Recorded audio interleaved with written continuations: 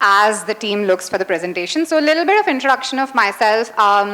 I come from a small town in India, left long back, have lived across Europe, Netherlands, France, Scotland, before finally moving to Singapore, and have been there for the last 11 years. I've been fortunate to work with the largest companies since at the age of 18, and completed the loop of creating my first facial recognition algorithm when I was in engineering to actually commercializing it now with fraud detection. At the age of 20, I joined McKinsey as an intern, built around data infrastructure, and then got the chance to commercialize it in one of the company where I scaled 0 to 200 mil revenue in Asia Pacific with Cloudflare. I've also worked across industries like BFSI, fintech, maritime, energy, utilities, retail, back in the days, AI transformation at Walmart in 2010, GE, Dow Chemicals, Halliburton, and in the last 10 years, taking a lot of emerging tech companies to enterprises.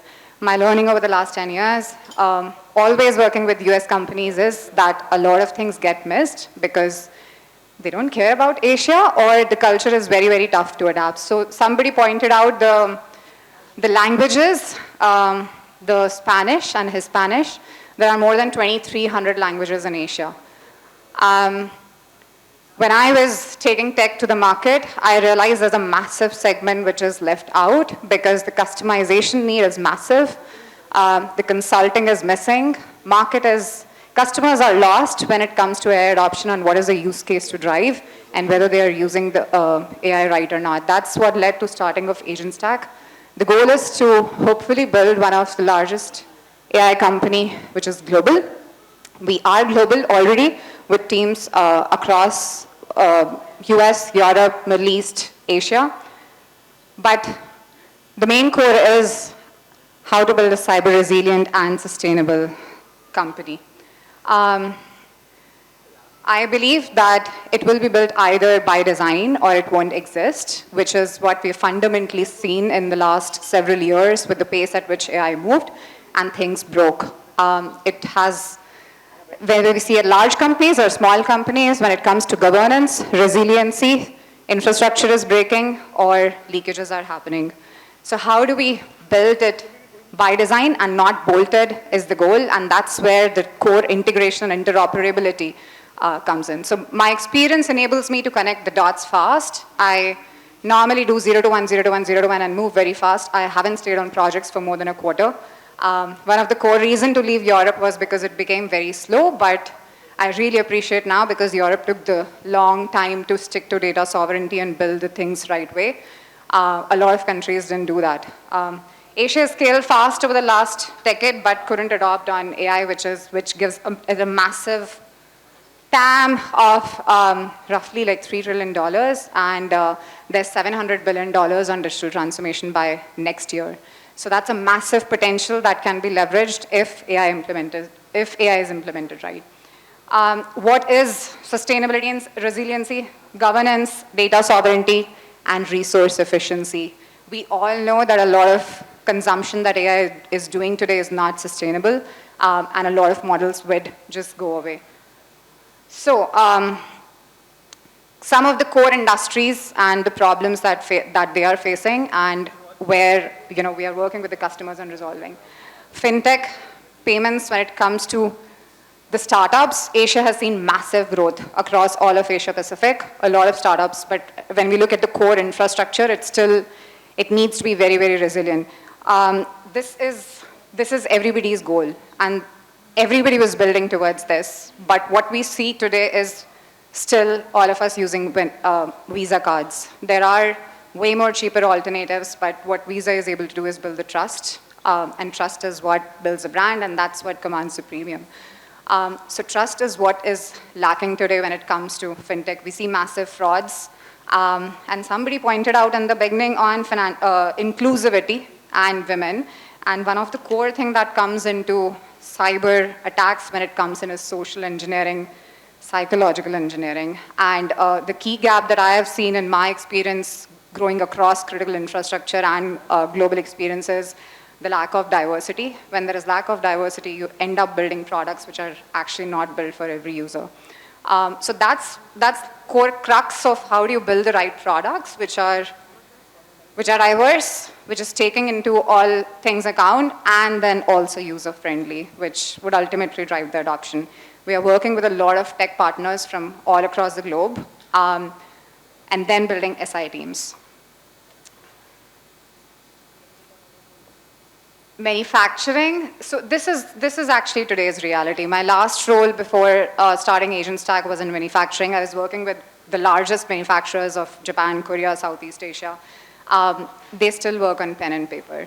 And it was a software. I've also worked at GE where I actually took motor business to waste management. That was amazing on sustainability. But this time I took software and the market went crazy. I had like $50 million pipeline going on within 4 months. I was very excited, but when it came to implementation, we couldn't implement it because, again, it wasn't built for the users. Left from there, started building for what the users here want, which is the UI UX, which actually people understand, which is phone. It's also changing from phone, and I think phone will be relevant in 4 or 5 years as well, but that's the core. How do you build for 60% of the people which are actually in frontline in Asia? And we talked a lot about inclusivity and leadership, and a lot of leadership in the industries where I come from, which is energy, utilities, healthcare. We all know it's frontline. So how do we actually alleviate the frontline by giving the right tools so that they can improve? This is the goal. So this is exactly what I was working on, and I'm still working on. What happens on the daily basis, though, is companies have opened up their factories to cloud and internet, and the first thing that happens is they get attacked because they are doing something really good, and the only IP they have is processes and their designs. And the companies are doing really good, they are always under attack. I've worked with one of the largest med device manufacturer, ERP under attack for a month, supply chain disrupted, IT team trying to get the hack sorted. Everything disrupted. 8% fall in their stock price within days when the news came out. Ransomware attacks are very, very common. When it comes to how to prevent it, it's tough. So what we bring in is an external team of experts who have industry experience, 20 to 30 years of experience in a particular industry, in a function on cybersecurity or sustainability. They understand what the processes is and how to address the gaps. What are the gaps? What gaps should be addressed? And what are the solutions that actually users can adopt? Healthcare, we all know quite a bit of work done in US for sure. Singapore is very ahead. India is ahead its own way in last mile connectivity. Massive data breaches in the US, specifically in hospitals. So data privacy is #1 concern when it comes to healthcare. There was a well-known app called Flow, which I also used to use to track the menstrual cycles, where entire data was used to actually mine it, and people have just stopped using it. Education, this is the most interesting one, which most of the people talked about here. My education was very different. I was never in the class. I was never in the class in engineering as well or in school because it was an assembly line which I never understood why they were teaching in a way that they teach. I think AI gives a massive potential to unlock human potential when it comes to kids. But then we all know that when it comes to AI, what are the risks? Right now, we are working with schools across the board who are under attack. That's both small kids as well as the universities. And again, that's where the social engineering, deep fakes, and a lot more things happen. So how do we build resiliency, cyber resiliency, so that company is sustainable? That's where the consulting and the right solution comes in. How does it get organized? So the one thing that I'm inspired by everyone's talk here is the leadership. I didn't have so many mentors being in Asia. I never chose to go to US when every company kept inviting. And I think what the region missed is a lack of advisors and mentors. How can we bring the entire group together the fastest so that we orchestrate in a way where the solutions and the integration work fast? That's exactly what we are enabling with a platform, which maybe someday I'll introduce if I get a chance to meet everyone. Here is one of the video. So this is a real solution implemented on a manufacturing floor in textile industry, what it can deliver. it doesn't have volume for some reason.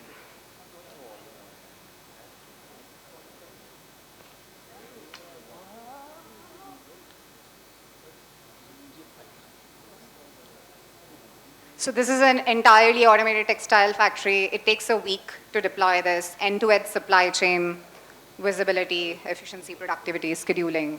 And that's what I meant by enabling the front line.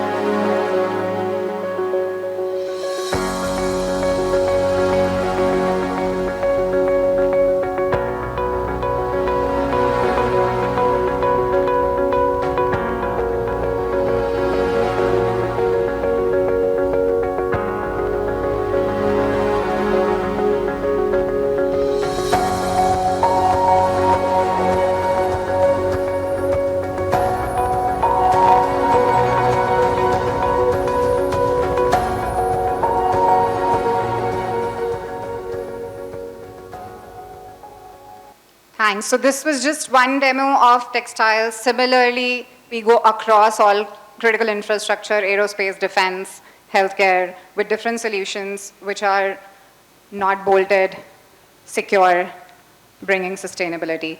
All have been built over the last 10 years, built for Asia, but implemented global. Thanks very much. Thank you, Ms. Gupta. I really enjoy your energy, and thank you so much for being our last speaker of the day. Ladies and gentlemen, another round of applause to Ms. Aanchal Gupta. Yes, ma'am.